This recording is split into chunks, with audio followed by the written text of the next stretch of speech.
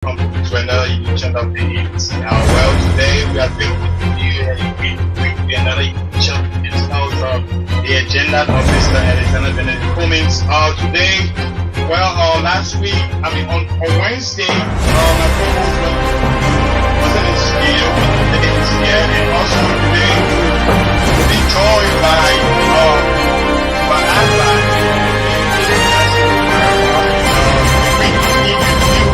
Join with the MC out today.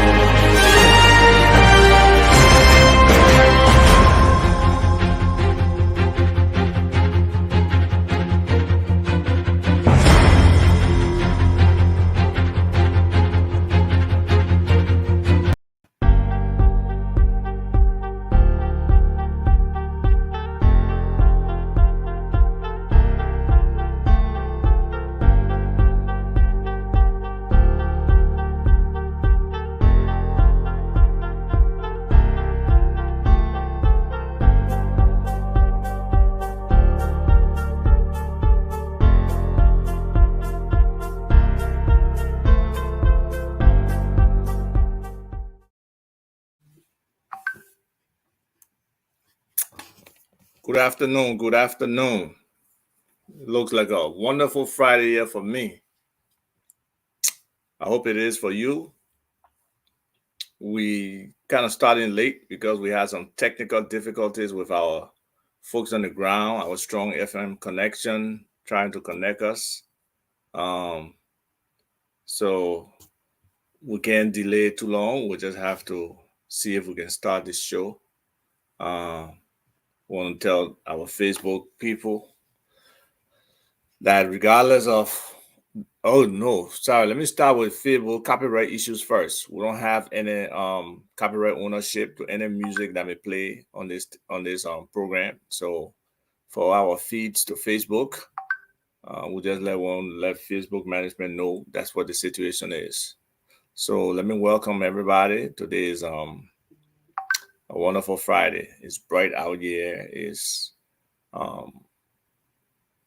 nice weather, not too hot, not too cold, but I don't mind being in here and talking about these different issues, these very important news issues that have come about in this week, and hopefully we'll address them and be able to talk about them because there are some very important things happening in our country that have implications for our existence, our judicial system, our economic system, and just how people live. So those are very, very important things.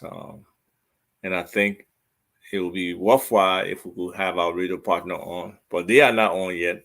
So we start to run through, some of those issues that have touched the news over this last week. And then hopefully when they join, they will be able to provide additional insight into some of the different news items.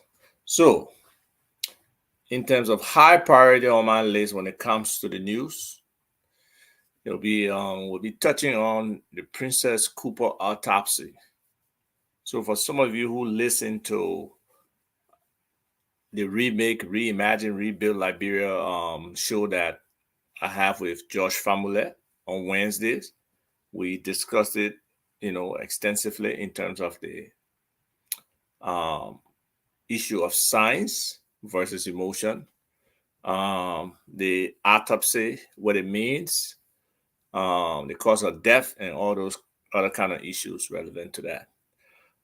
Additionally, this week, the National Elections Commission, actually, I believe yesterday, did a ruling in the case the CPP brought against the UP and the ALP, where they were requesting conformance with the CPP framework document that stipulates that if a constituent party leaves, that party cannot field a candidate in its name. So the NEC did a ruling on that. We'll look at that. There's the issue of former Vice President Joseph M. Boyka. He was supposed to appear and get on the witness stand. Something he's been defiant about, and his supporters have been very defiant. Have not been able to do it. So we're going to touch on that, the issue of contempt, what the court would do, what they're looking to do. And then there's also the issue on the other side, where the Cummings supporters really believe that justice is not being served. This is a mockery of the situation, a mockery of our justice system, a very corrupt and unethical Solicitor General, Serena Sifa, managing this case in the wrong direction. Earlier this week, his call for witnesses and all of those other things. Then Mr. Cummings also had a sit down with some publishers of newspapers, and there was some very interesting output from there, some strong conversations, and that's something we touched on as well. Then just yesterday, the folks at Light School, the Turkish school, they were all collected and deported. So we'll look at that story. We'll try to read it in depth and see if there are some underlying things. You know, Liberia has been tagged now as a bad habit land for multiple things: human trafficking, drug trafficking, money laundering, counterfeit. Then our own internal issues with regards to these mysterious deaths, lack of justice. So we are in a tough situation. We are in a very tough situation as a people, and it's something that we really need to look at. You know, different sources have called upon us to stand up as a people, and for the most part, we have not done that. We have basically accepted the status quo and worse. So when do Liberians actually stand up? You know, in my mind, when I think about what the U.S. government, in terms of Chris Smith and his people with the sanctions, Dana with her statement representing, President Biden, what she said in terms of lack of accountability and transparency and misuse of government funds. The J.J. Roberts' birthday, Michael McCarthy, the ambassador, what he said. And we are back with our people, our station. Aloysius, are you there? Yes, sir, I'm here. Wonderful. Glad to have you. If you want to, you can just briefly introduce yourself. Yeah, and you've the been. station. Are we live on the for air now? almost like 5 minutes. Okay, Yeah, no complaining. you've been live almost 5 minutes. No complaining, Aloysius. Let's just go on. You guys were having technical difficulties before. We didn't complain. Let's just move on. So yeah, man, too much whining. Everybody want wine, like baby. Boy got whiny, the other person whiny, everybody whining. Let's do it. So yeah, just tell us a little bit about Strong FM and and I'll let you know this is The Wire, the Week in Review exclusive, where we touch on the major issues of the week that made news and that will be of concern to people. So you have a ground perspective. We'll be looking for you to provide that perspective on the news. But I just give a highlight of the different issues we'll be talking about today. The court case, for President Boyka, who was supposed to testify, the issue around, I don't know if you heard yet, about the Turkish citizens that were rounded up and left. A lot of people probably haven't heard that story. Additionally, we'll touch on the NEC decision with regards to the CPP. And then we'll talk about the Princess Cooper autopsy and where the family is now in terms of finding an independent forensic pathologist to do an autopsy examination of the body and see whether they find anything different from the job done by Dr. Coley and Dr. Bade. So briefly, Aloysius, it's to you.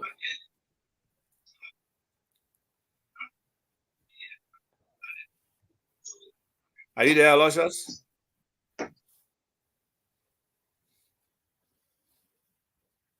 So again, we're having network problems. So hopefully when Aloysius comes back, he won't complain, he won't fuss with us. Hey, you always got to take a compliment nice. Olivia Moore is saying, I look good. Thank you, Olivia. I appreciate that.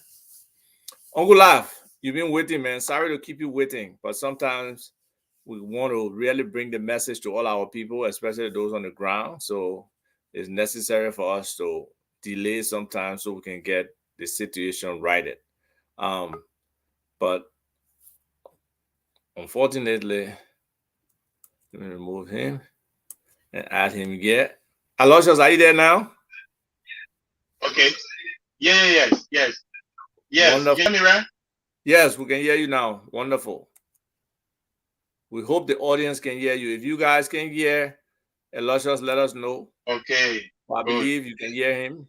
So Aloysius, that means. So I was saying that these things are very much okay.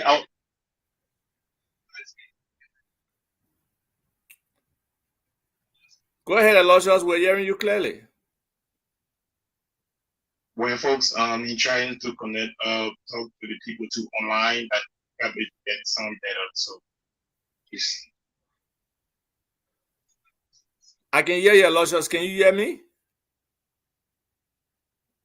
Seems like Aloysius is having problem.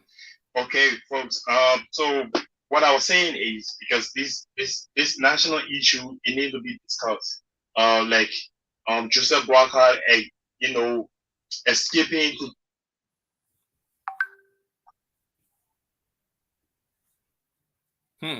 It seems like we're having network problems. So let me just hearing the CPP and the Unity Party, at NEC, and then NEC.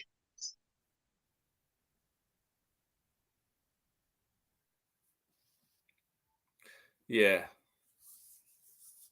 Again, those are some of the infrastructure problems we face. We got to solve it. We really, really have to solve it so we understand. So as you were saying, the CPP, the Collaborating Political Parties, an entity that was formed of 4 political parties, the All Liberian Party, the Unity Party, the Liberty Party, and the Alternative National Congress, formed that group. But unfortunately, the Alternative National Congress and the Liberty Party were kind of separated from the other two because they withdrew. So the UP and the ALP withdrew, but they didn't withdraw according to the standards that is set in the documents, according to the tenets.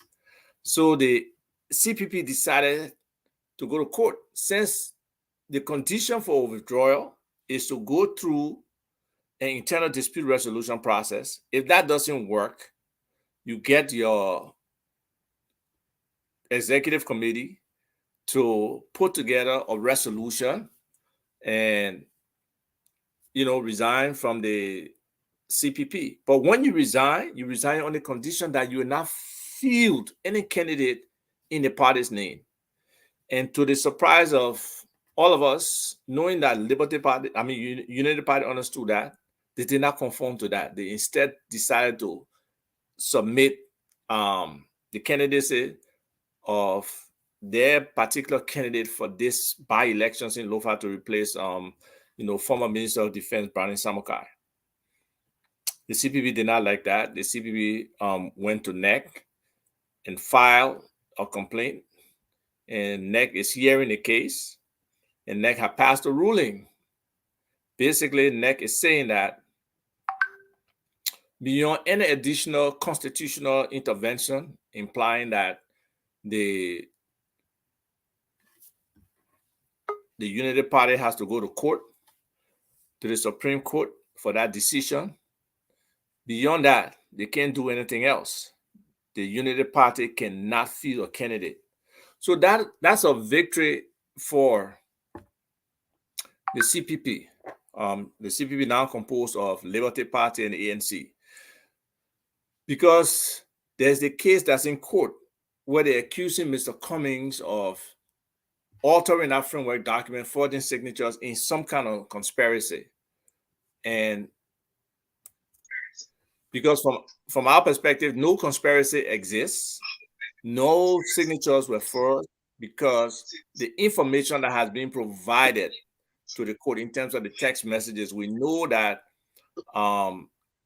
Serena Sifa criminally extracted information among those text messages that showed Mr. Cummings every step of the way informing his colleagues of the process as they had to do with the signature process for the revised document that the CPP lawyers had, changed in response to the negative press that they got the first time when they posted out to the public the framework document, because the framework document had a statement in there that limited job opportunities to only very strong partisans of the two political parties, whereas any government that comes to power, every Liberian has a right to work for that government. So that was the major issue, and that's what changed things.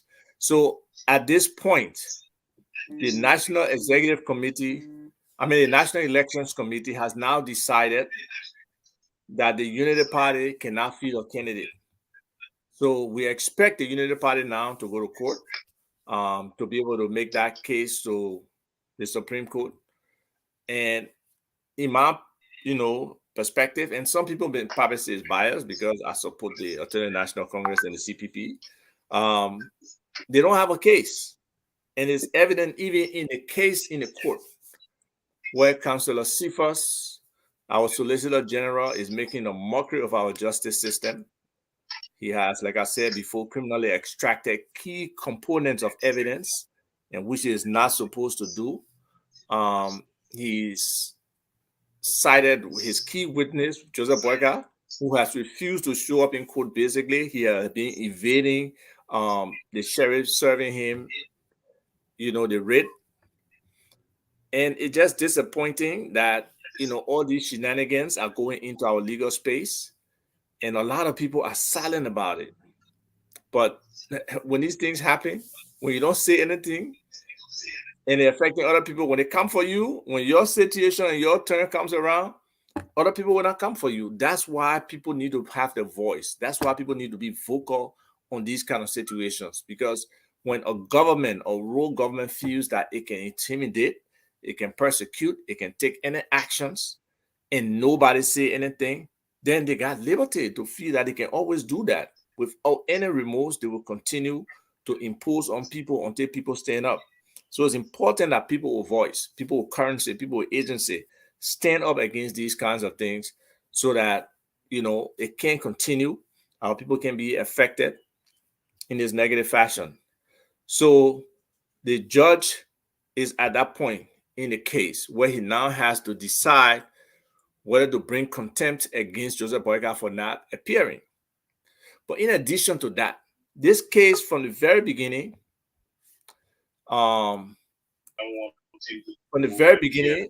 Serena Cephas, the Solicitor General, said this was a cut and dry case.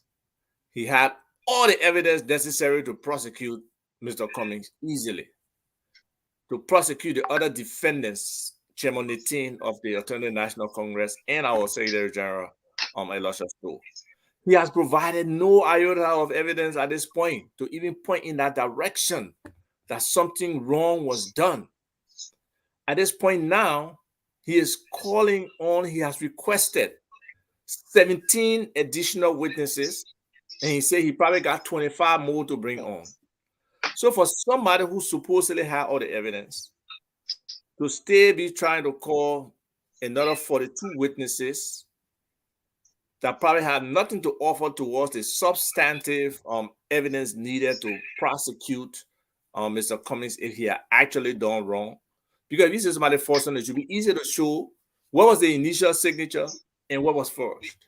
You know, what was the conspiracy? Conspiracy to do what? What's the motive? What is the intent? What actually happened? What's the injury here?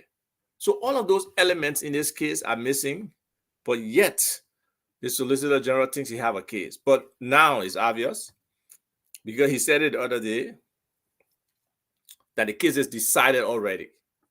You don't even have evidence to try a case, but you say the case is decided. So obviously, it's a political manhunt. We apologize for you on the ground there. What are we feeling on the ground? And we are... Yeah, we're having serious technical problems with our folks on the ground. So, again, so we have a question here. Here's the question. In your opinion, do you believe the NEC has the authority to restrict parties from fielding candidate? Oh, with that respect, yes. That is that's in a NEC mandate. When certain requirements are not met, the National Election Commission has that authority to determine. In a specific case, there's a contractual obligation that has been established in terms of the relationship and the tenets of agreement between four different parties, 4 different political parties established the CPP, and they agreed to certain things, and that's what was filed with NEC. So if that governing document for these 4 political parties is filed with NEC, NEC is obligated to ensure, as the integrity institutions for political parties, for elections and everything, they have that right to make those rulings when there are issues, when there are differences, when there are conflicts between political parties or any issue relating to its own mandate to run the elections atmosphere of the country.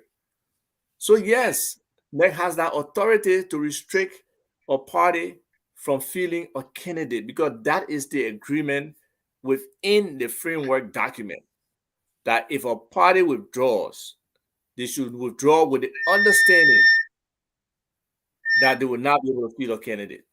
So I hope that answers your question, Ambassador Nimle. So that's where we are with a justice system being like put in room by a Solicitor General. When we have all these mysterious murders, when we have all these other important cases that are existing, and he's not focusing on them, but he intends to drag on a misdemeanor case with all the government resources, at the same time affecting an individual or 3 individuals' resources, plus their supporters and everybody else's time being wasted. It is very critical that people take note of this and at some point take a stand. Because how long can you make mockery of a justice system? How long can you intentionally try to drag somebody day to day to court for not, you don't have any evidence against that person, but you're simply trying to divert them from the primary goal of building their own political momentum, building their political capital, increasing their engagement with the people they want to represent. All of those things are wrong on the part of the Solicitor General. It is a mockery of our justice system for him to use it to try to achieve this goal. But it's backfiring, because I think a lot of people have seen it for the nonsense that it is. And at some point, citizens will take a stand. They will say, no, Mr. Cummings, don't go to court. Or Mr. Cummings himself will come to that realization and say, but you do what you want to do. But let's see on Monday what's going to happen with regards to Joseph Boyka contempt of court. Is he going to appear? Because, Joseph Boyka has been very silent very silent in this case, and he's an integral part of this thing. It's even assumed in many circles that Joseph Boyka is the orchestrator behind all of this. You know, he's influencing the decisions. He allowing this to go under his chairmanship. Can you imagine? You are the chairman of an organization, a coalition organization, and you extract yourself from that dynamic. You leave the organization. What sense does that make? You know, and especially after you have pledged, I will resolve all the issues here and bring this organization together, and we'll move on, you know. So again, if Kotima or whatever his name is, the United Party individual wants to run, he can run as an individual. Hopefully, you can give him an exception for him to file, but he can't run on a United Party label. No, that is very wrong, and the Constitution protects that in terms of, you know, contracts and all of that. So we got to respect our Constitution. Yes, some people want to argue about, you know, articles in the Constitution saying a person is free to associate. Yes, you're free to associate. But at the end of the day, Article 25 is clear.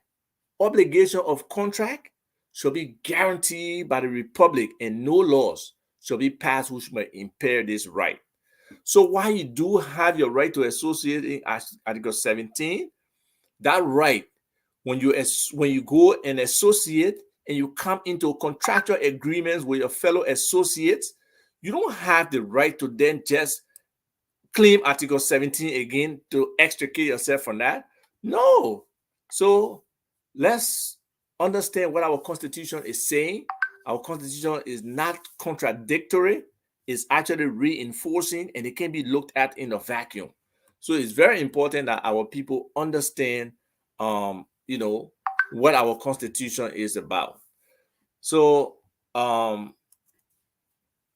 think that's where we are in that case. The United Party people should respect the decision of the National Elections Commission, even though some of them were making noise about taking some action and it, you know, affecting national security. Even I saw a nonsense post from Yomdi Kanga posting something to that effect, which is just, you know, when people who are vested with authority to lead, representing the Basel people, of which I got some Basel blood, it's complete nonsense for us to write stuff like that, threatening national security because of her relationship with Joseph Boyka, her desire to probably be Vice President Joseph Boyka, and because the United Party is not feeling a candidate. That is not how we go.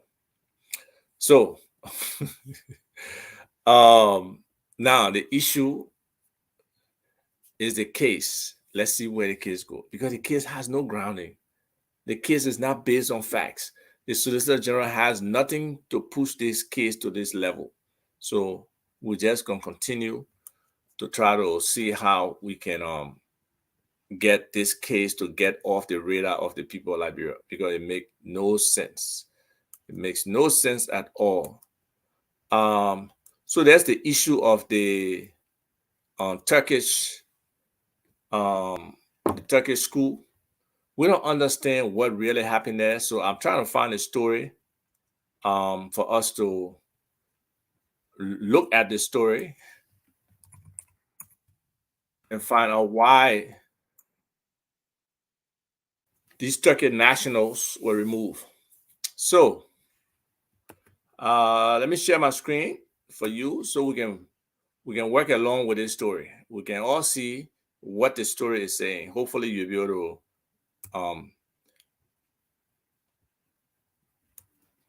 hopefully you'll be able to read it. Let me share this specific window just in case I got some funny internet.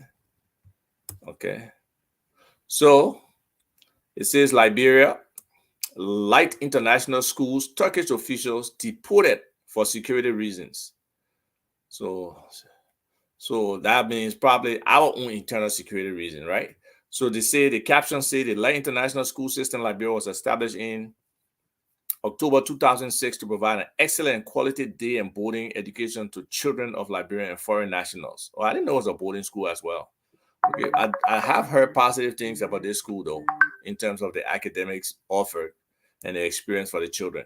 But here's the story. Activities at the Turkish Light International School located at Urfi Shortcut, Monrovia came to an abrupt halt on Wednesday, April 20, when state security rounded up the school's Turkish staff and their families and deported them the same day. At 2:30 p.m. on Thursday, April 21st, parents of Turkish Light International School were called to an emergency meeting to break the news by a few ranking Liberian staff of the school.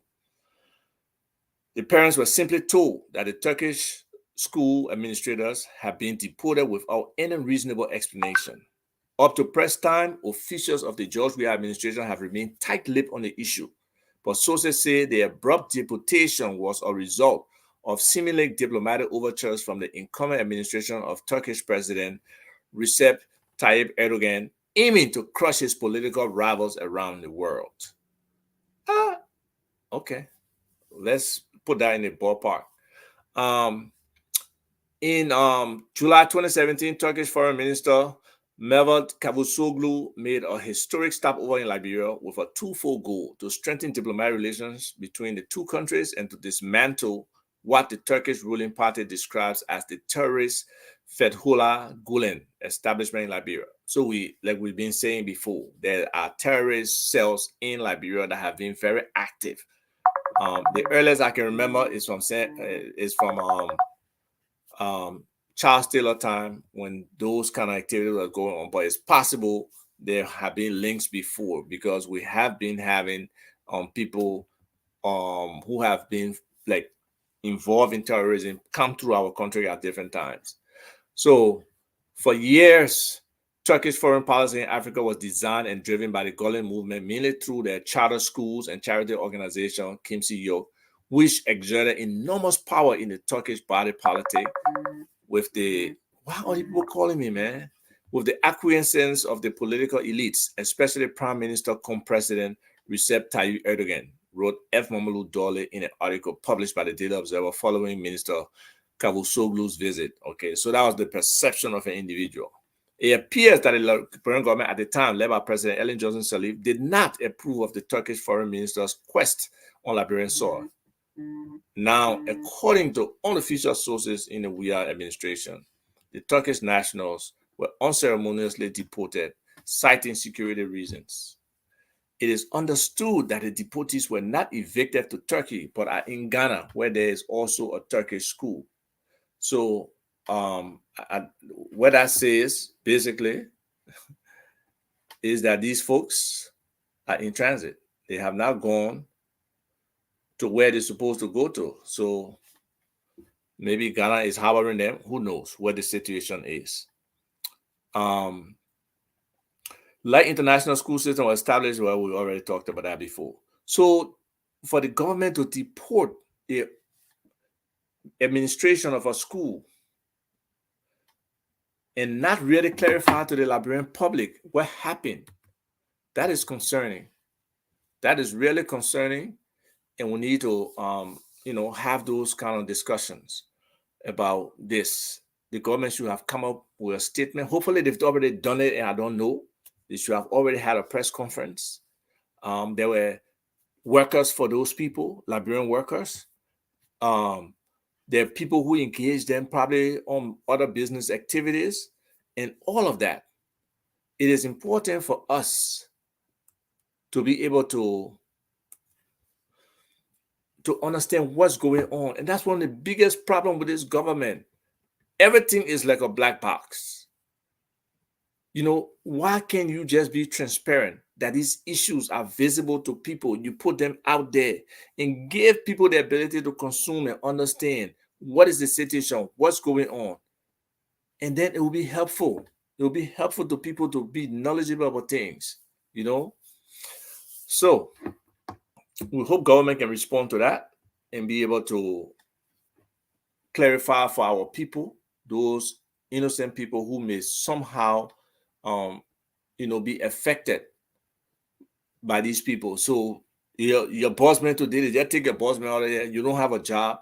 What is the condition for you? How is government looking at you?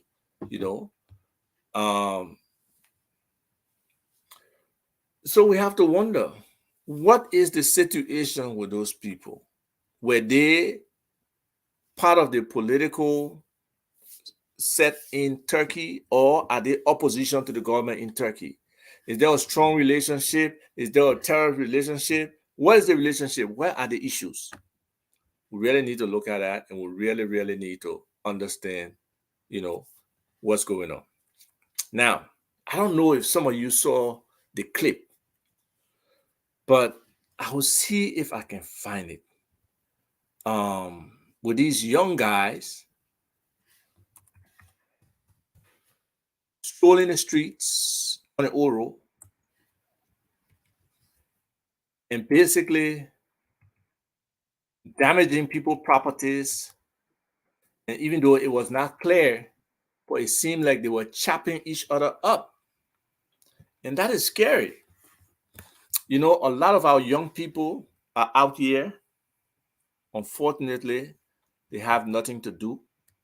There is no good guidance around them. Interesting. I just got a comment. I think I should share that. And this person said the opposition leader of Turkey is the owner of the school and he lives in the US. So could the government of Liberia be conniving with the Turkish government to impact Turkish opposition in the country?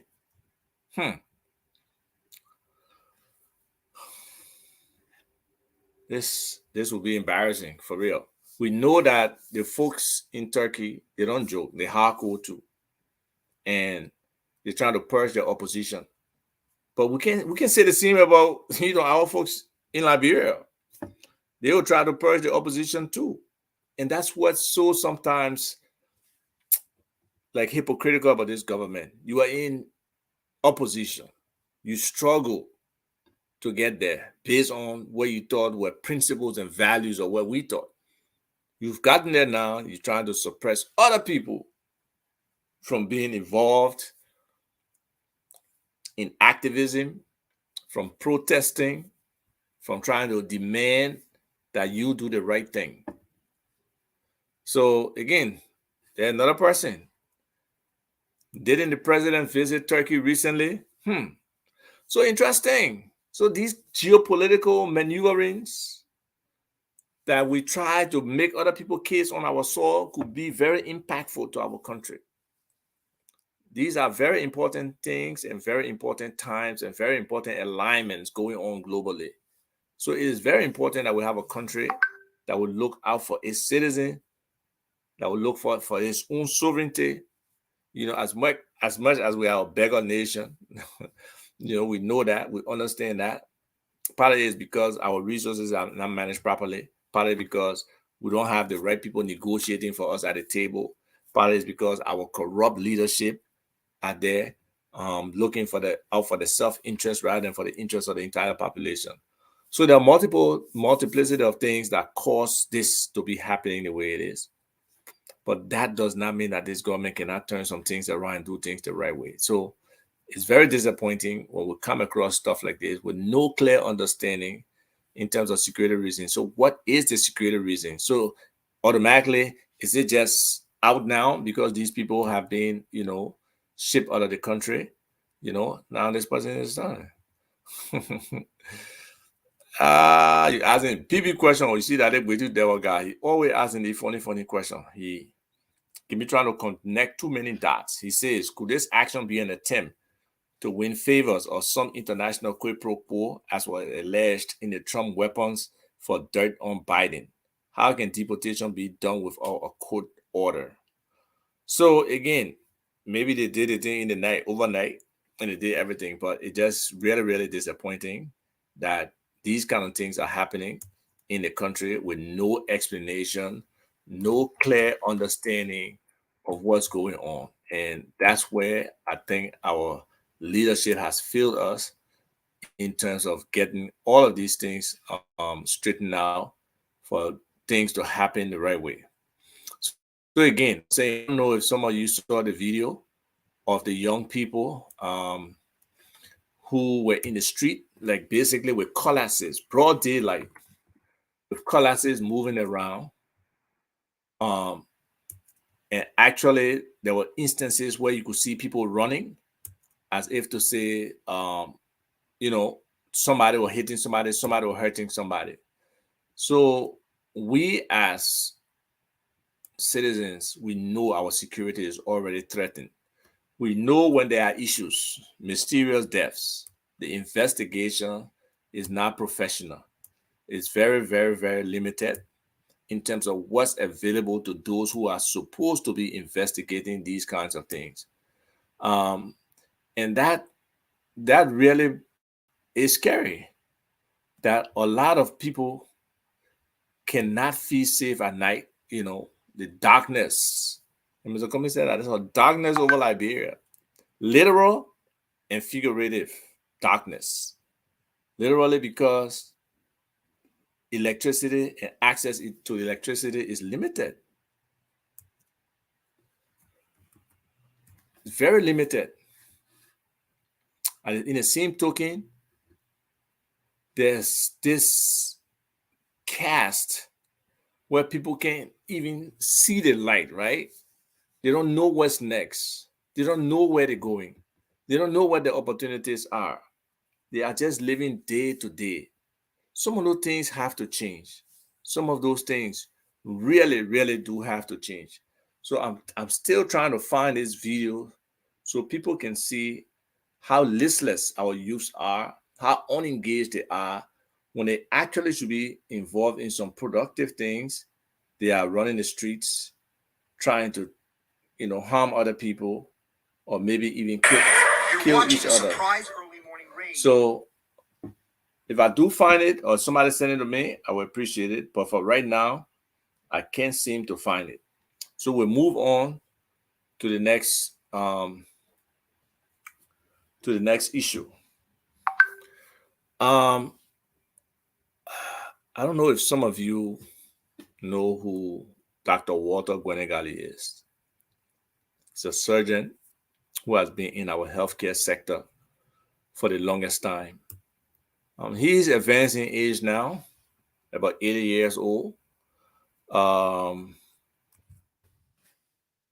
a situation happened where his son had written a post. At the time, I didn't know he had passed already. But unfortunately, he's gone. And his son wrote a post. And I will share that, the wordings of it, because it's important that people, see some of these things, see what happened, and see how people are feeling, see how the effect of not having a good medical care system can affect all of us. Because this is a guy who ran our medical healthcare system. He's a doctor, surgeon. He was Minister of Health before. And y'all gotta excuse the French in this, as there is some French. And we share it so people can see that message. I'll share a specific window. So here's what he said. When my president prioritizes recreation over the state of our national referral hospital, education, and the ability to feed his citizens, we are really F. Excuse my French. I had the opportunity to see it firsthand when my father had emergency surgery for a massive subdural hematoma at JFK last night. Liberia has great doctors and trained health professionals, but lacks a government committed to improve it.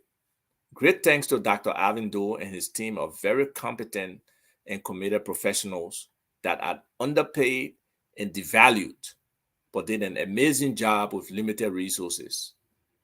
GMW, that's George Manawia, your piece of invisible sport park could have built and furnished 3 or 4 modern operating room theaters, to save poor lives with backup electrical systems. What a sad example of leadership. I guess you have a private jet on the backs of your pro-post citizens to seek care in Ghana and Paris. So,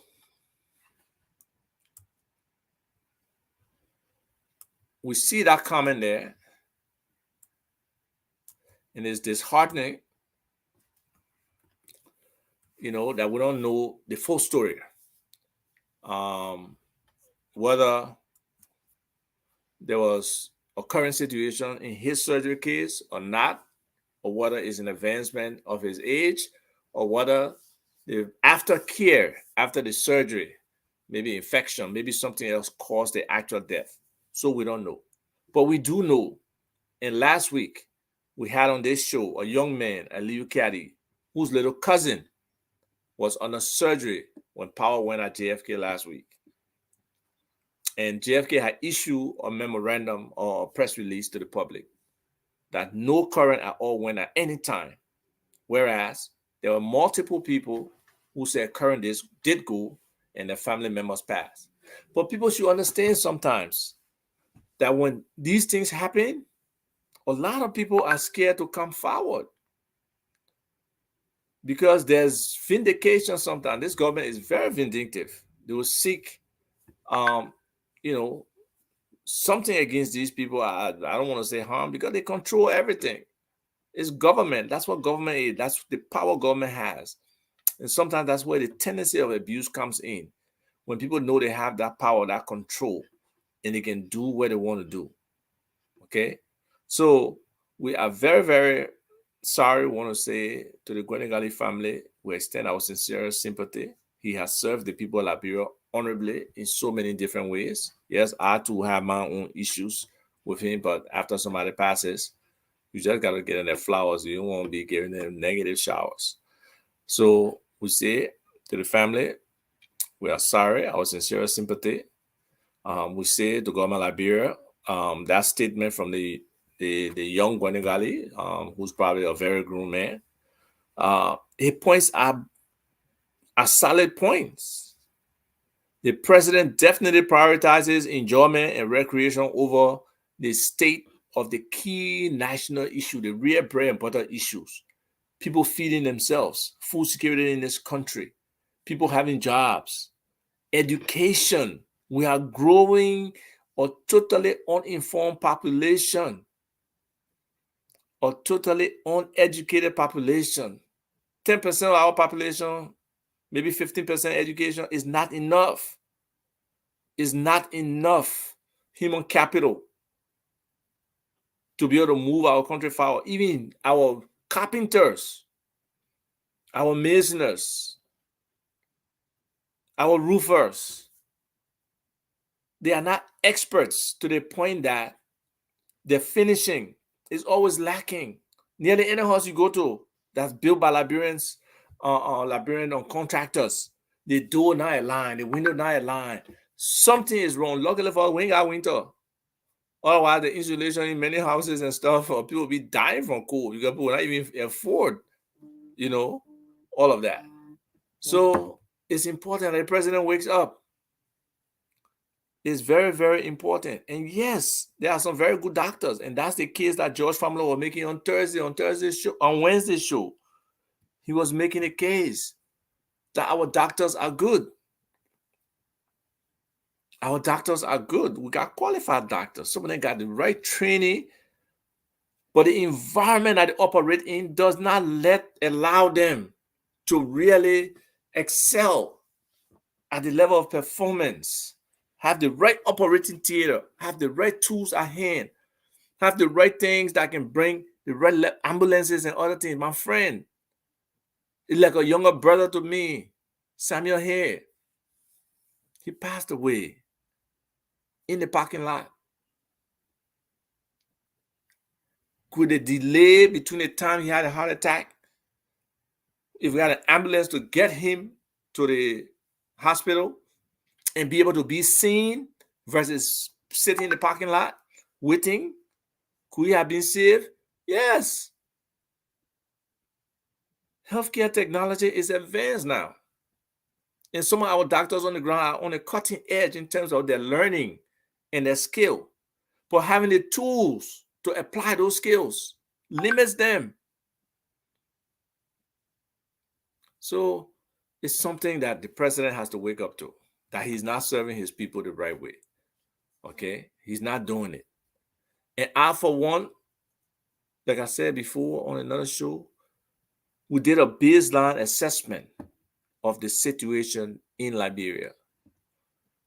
And one of the key factors that came out is that there's no playground in communities for children, along with the fact that there's no child care available for people. So a lot of time, most of our kids are on their own. And they don't have no structured environment to play in, no control. So they do what they want to do. So building a park is a wonderful thing. If I have my way, with whatever number of districts, we have 73 districts in the country, we have wonderful, a multi-purpose sports complex at each of these places, in each of these districts. But I don't see that as a priority. I would rather have decentralized agriculture center of excellence in each of these different districts. And through that, then we can get to the next step. So it's very important that George Weah wakes up. There were people who did not want that at the location they built it. That's one. Two, that structure, what they pay for it for an outdoor environment, seems a little inflated. So whose money was it really? I still don't know whether it was George Weah's own money, and then I will ask where he got that money from. Or is it the government money? Was there a budget for this? And I will look at the budget again and let you know by next week whether there was funding placed in the budget for this, $3 million or so that is spent for this. But he's right. The money from that sports park, who have built and furnished 3 or 4 modern operating room theaters to save lives. Not everybody can jump up from here and go Ghana or go anywhere they want for medical treatment. So at some point, prioritizing has to be an important aspect.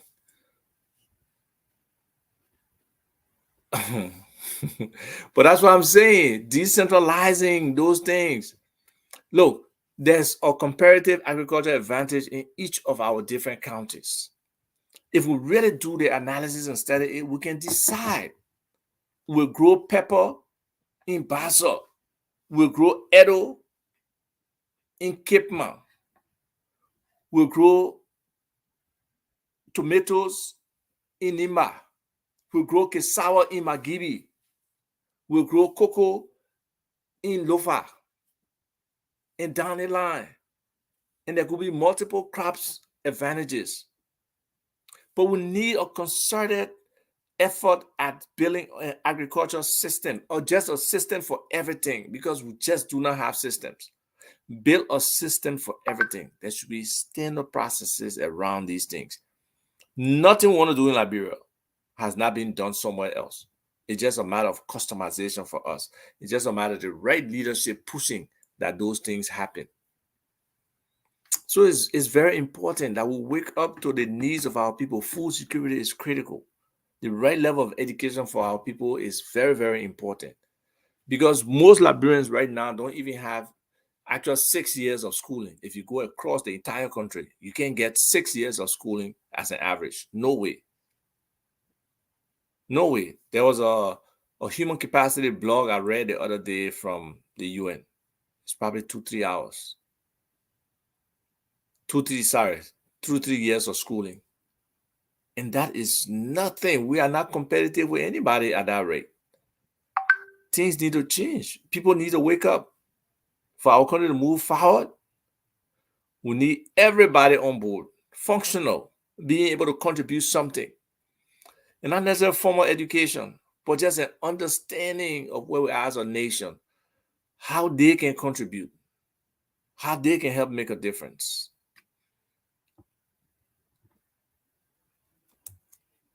Okay, so this person may have a point. How long have we been talking about JFK and other public health facilities? Why hasn't past administrations where they say did done anything? Why the responsibility only are we as feet? And you see, this is one of the things that I want to talk about. Today, we are as president. When we're in opposition fighting for the CDC to win, and we are being our arrowhead and standard bearer to be president, those are the things we talk about fixing. Go back to anything. Anything CDC. You will see they talk about that. Just today, somebody called me. I won't call the person name. He said, me and Joe, we have had these deep conversations about electricity. That one of the main things. But how long has it been there? And there's no clear vision or plan where electricity is going. Even the daily transformers they're bringing in, they're taking it to Bisha area there. So at what point will he be for the actual poor people? Where pro-poor means pro-poor. Now you wanting the people to be poor, but you for the poor people. So yes, other administrations fail. But that was the purpose for which the CDC wanted state power. And that's why it's disappointing to see citizens there running around just being sycophants. Instead of trying to be people who will put pressure to say, look, these were the principles, these were the values that we had. Why are we here today and not talking about them? Okay, why?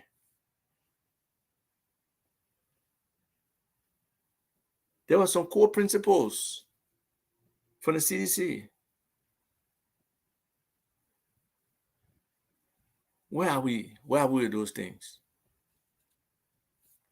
So things need to change. Things really need to change. Okay. Georgia needs to wake up. Or the Liberian people themselves need to be awakened. And it will take work because many people just feel like nothing can ever be better for them. There's a whole mindset of defeatism that exists that people don't feel they can get out of this vicious poverty cycle they are in. They can even see how the children can elevate. So they need some level of inspiration, some level of hope. People who can say, yes, your child can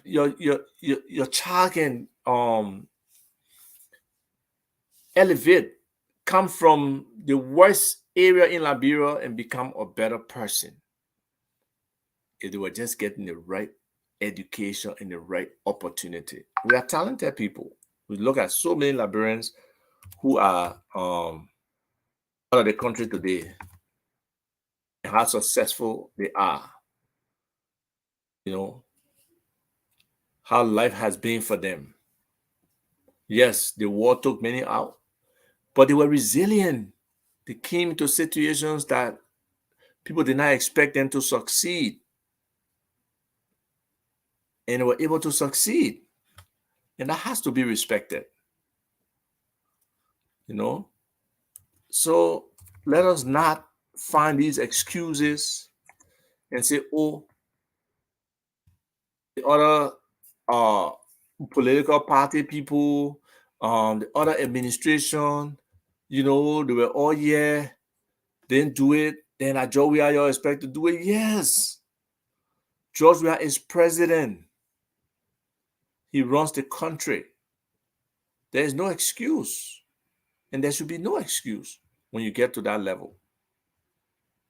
I was trying to find here some of the core values. Okay. The CDC, we have done a brochure. The core values.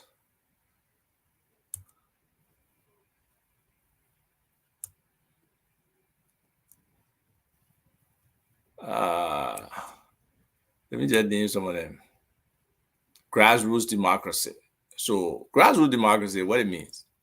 It definitely means people at the grassroots being involved in the democratic process, in the decision-making progress. Yes, they definitely were involved in the decision to make, Georgia president. But where else have they been involved? Because before that, the people had no voice. Even the people who were supposed to be the voice for the people were not being voice for them.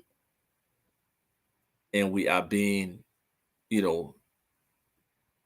governed in a way that people are just excluded from the process. That's the first of the 10 core values of CDC. The next one is social justice and equality. That one part we can never forget it. Where is it? It's absent. Very absent. Where's the social justice? People are suffering. Our justice system is bereft of any level of equality or even access for poor people. It's very sad. It's not happening. At what point does it happen for them? At what point? The next one, accountability and transparency. Jesus Christ. That's a core value of the CDC. But we don't see it. We don't see it. Everybody is calling for it, especially our big brother, the United States of America, or the officials. Accountability and transparency. There's a reason for that. It doesn't just happen. For you to govern properly, you got to be accountable to the people. For there to be a check and balance, you got to be transparent so people can see what you're doing. If you're not transparent, it's a joke. Governance is a joke. Then there's the issue of nonviolence.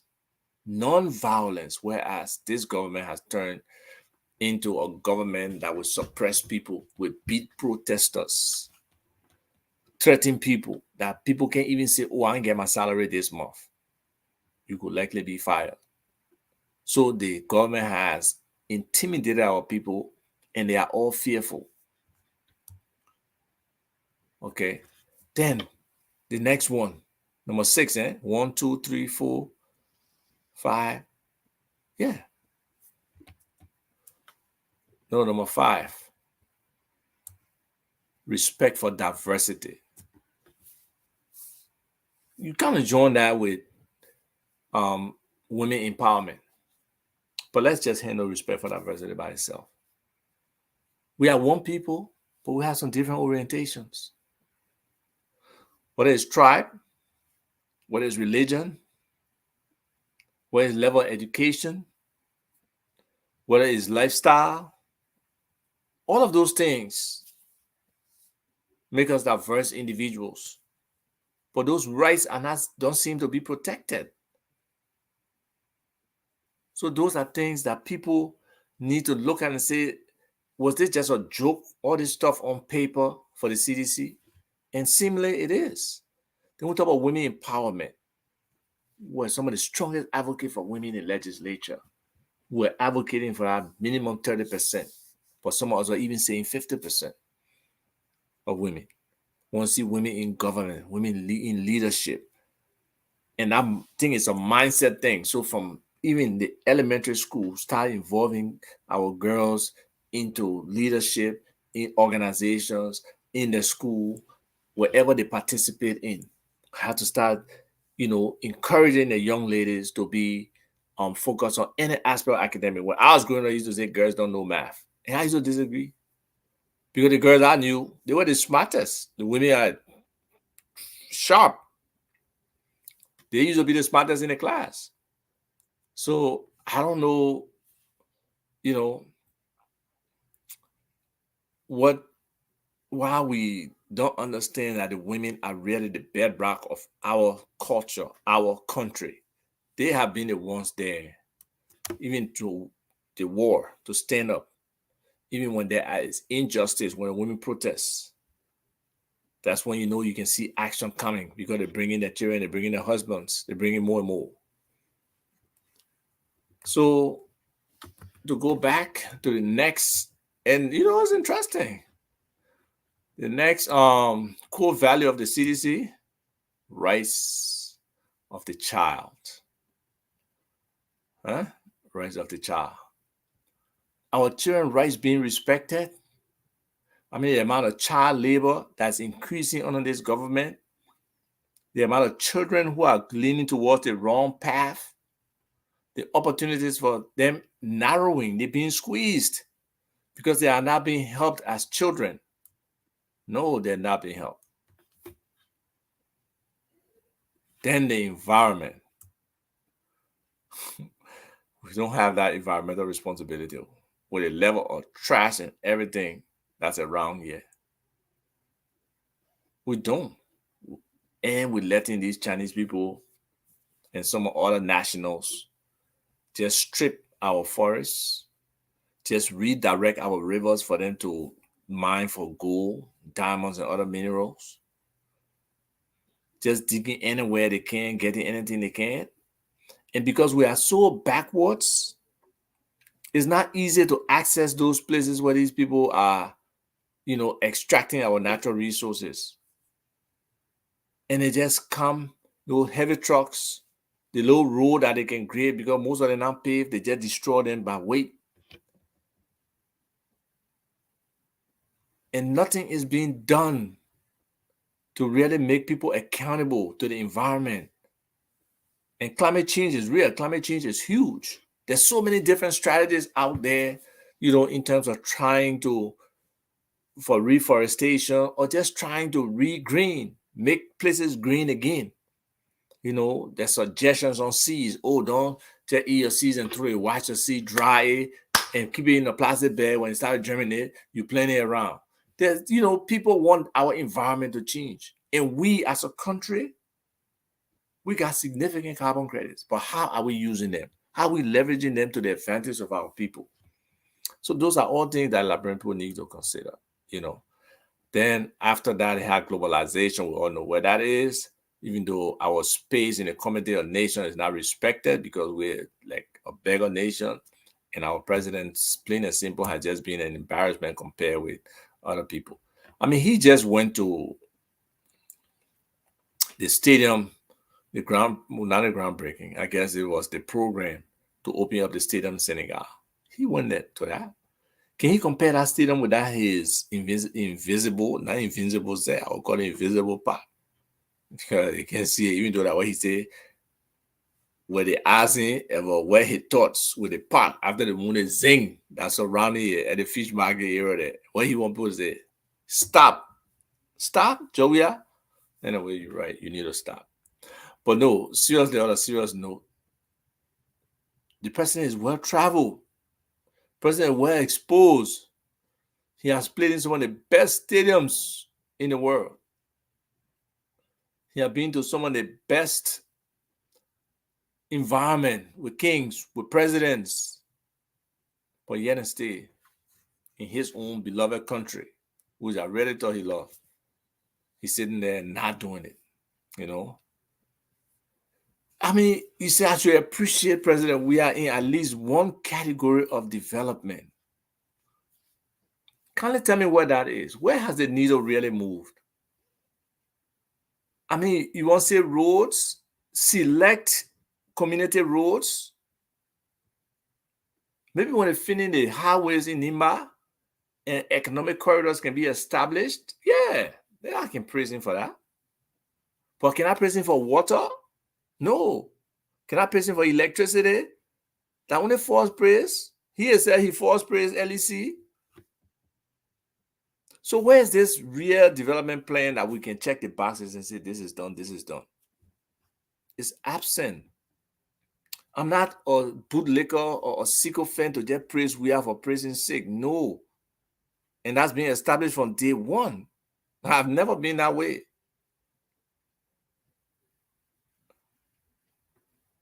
So you tell me, you can write. Right, I'll put a post up. I have no problem discussing with people as long as we stick to the issues. It's fine. And then we can go back and forth. But tell me the category of development where the needle has moved. And you see, development is not in a silo. It's not just because you build a road in the bush means that road impacting the development process. No. It's not because you build your own for the non-condos and nobody know where you got the money from, that means that's development. No, it's not. And some people use that dumb rationalization. Oh, You say the man stole money, but the man paid the money, the money he used it to build something right here.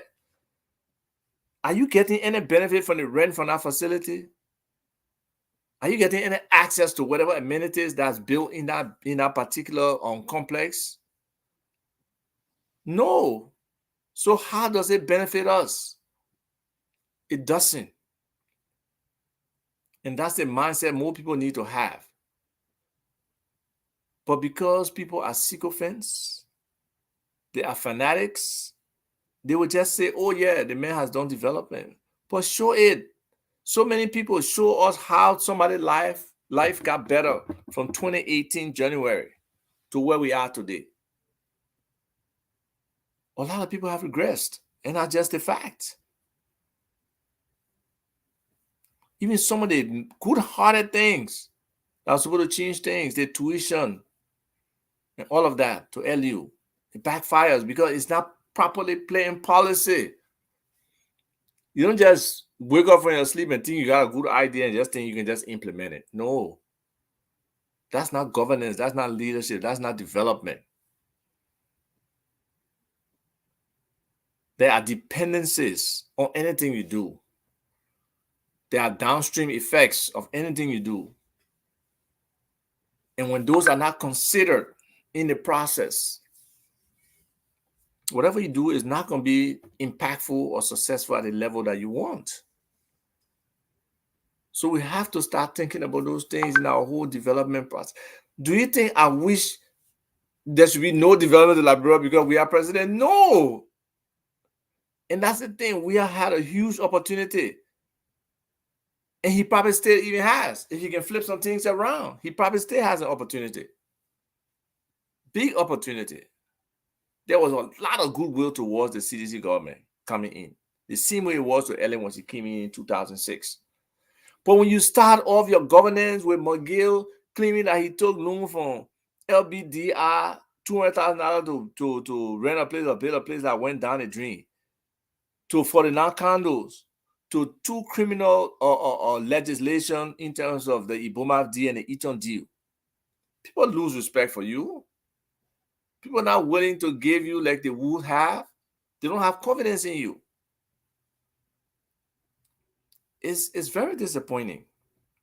Then we look at the 16 billion Liberian dollars and the 25 million map up with US dollars, and you think people don't know. The people follow the money.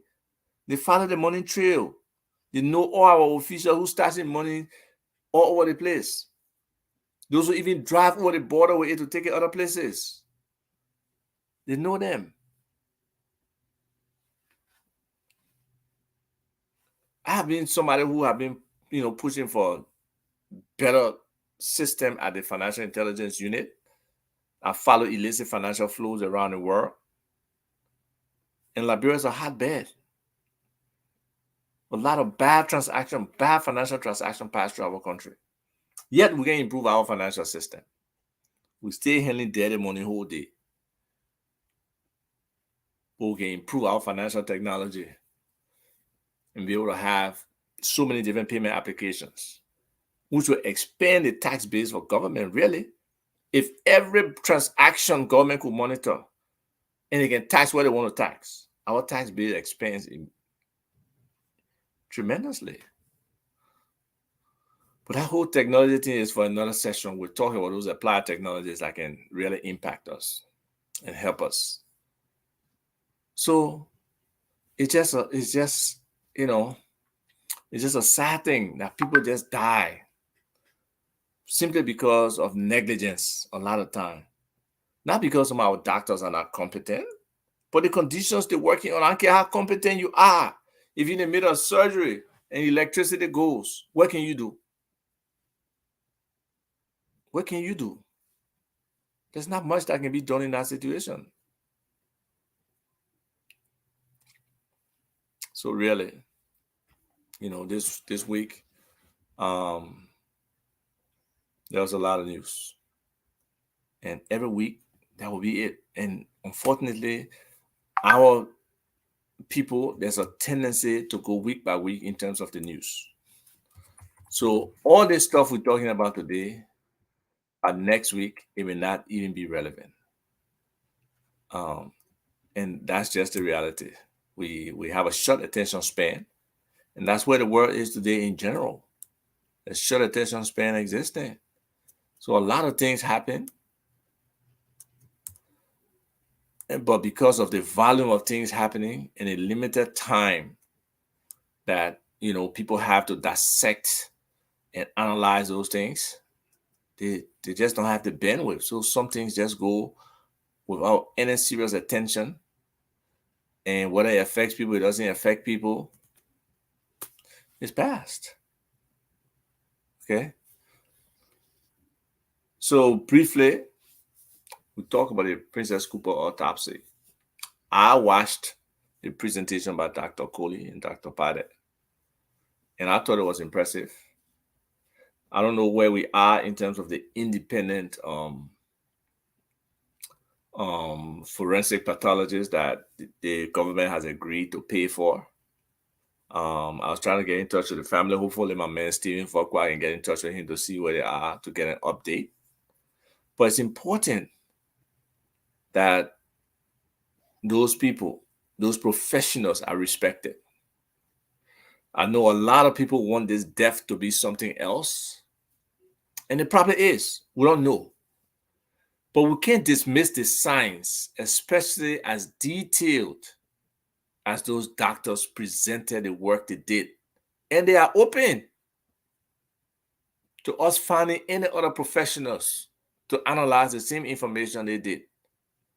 And, and that's the beauty of that area. You can do something here today from a pathological standpoint in terms of your examination and stuff.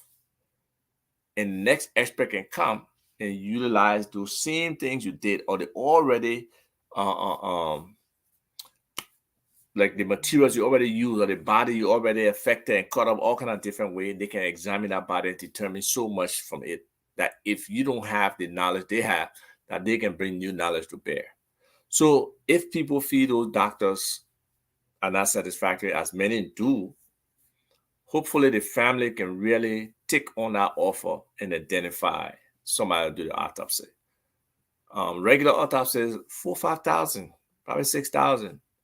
And just the travel for that particular doctor, maybe the premium may go up. So 20,000, 25,000 can totally handle that situation. In my opinion, I could be wrong, but somebody can tell me if I'm wrong. Okay. So, we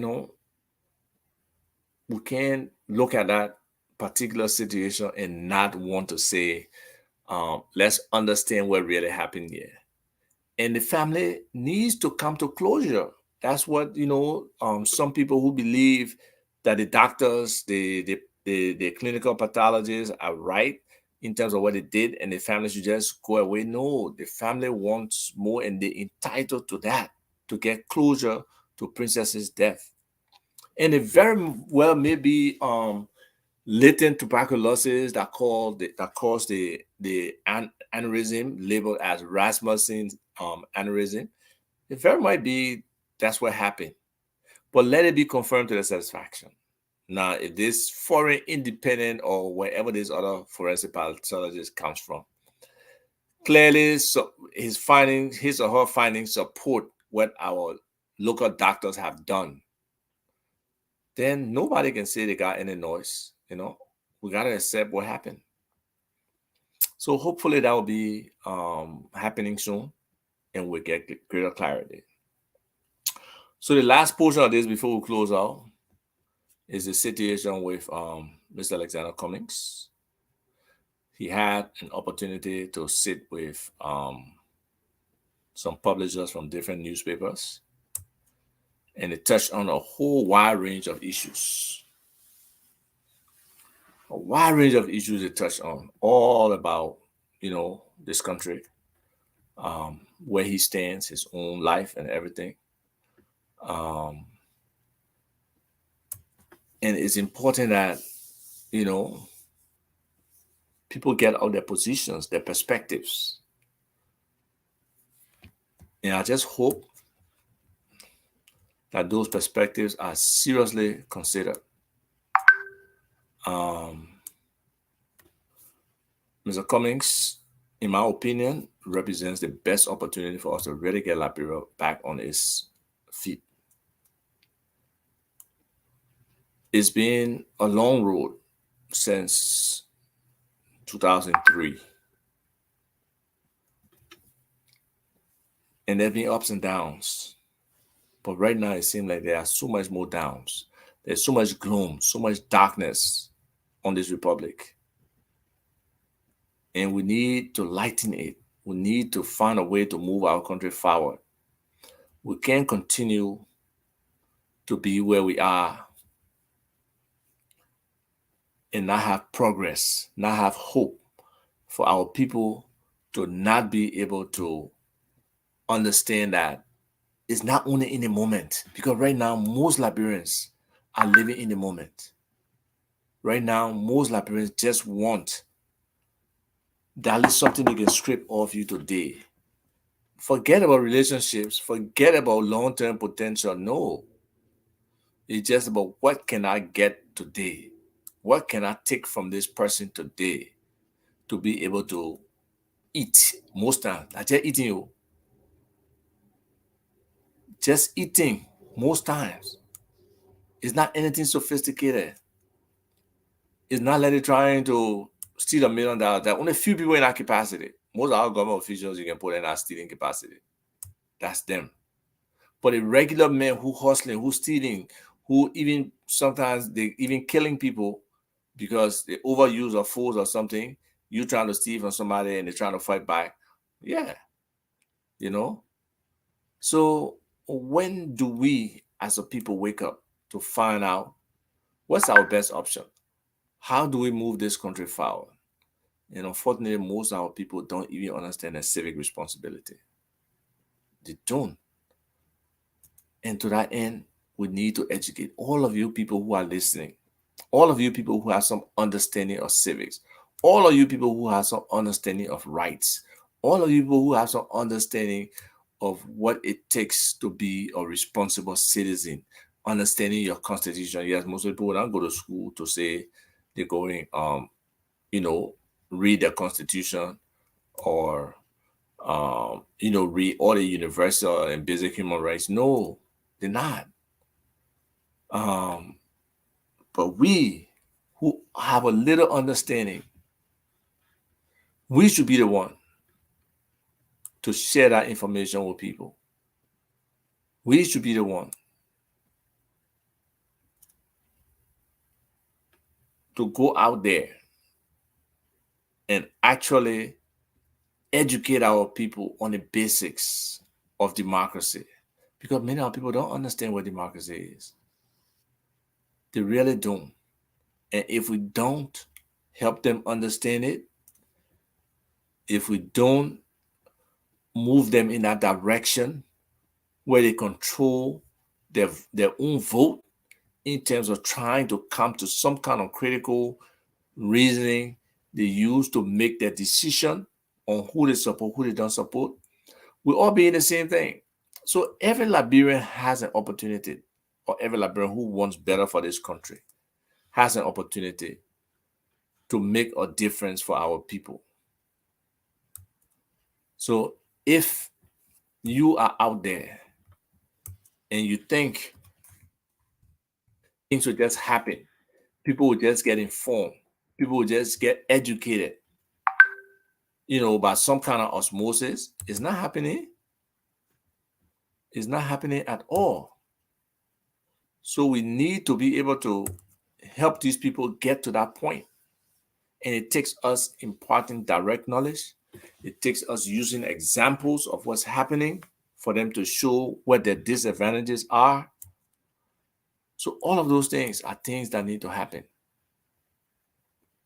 So we just hope that people can be on the lookout for each other, helping to educate, helping to teach, helping to show the way. Okay? So, I don't want to go into like full detail of, Mr. Cummings' engagement with the media. But it was a real eye opener. Okay. And he talked a lot about some of the conditions, some of his offerings, some of what our people are going through, the real bread and butter issue. And he's not looking at this presidency as an opportunity to come have vacation or to be retired. No. It's about work. It's about work. The Liberian people have a potential of getting the hardest working president ever. Hardest working to make a difference, consistently committed to that effort. Yeah, we got people all around saying, oh, he's desperate. I mean, every Liberian at this point should be desperate for change. Every Liberian should be desperate for a better Liberia. Things are not happening.